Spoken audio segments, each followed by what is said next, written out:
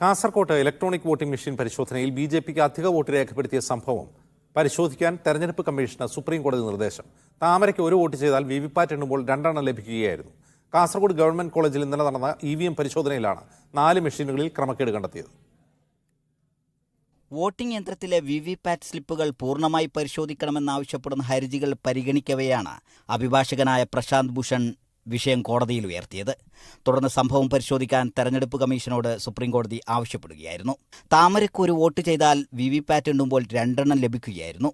Mogral Puthur polling ബൂത്തിലെ 1, 8, Kasaragod government കോളേജിലെ 139, മായ്പാടി ഡയറ്റിലെ 18 എന്നീ ബൂത്തുകളിലെ മെഷീനുകളിലാണ് ഈ പരാതി ഉയർന്നത്.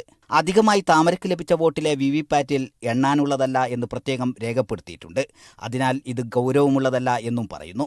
അതേസമയം വിവിപാറ്റ് എണ്ണേണ്ടി വരുമ്പോൾ വോട്ട് തങ്ങളുടേതാണ് എന്ന് ബി.ജെ.പി അവകാശപ്പെടുന്ന സാഹചര്യമുണ്ടാകുമെന്നാണ് പരാതിക്കാരുടെ വാദം.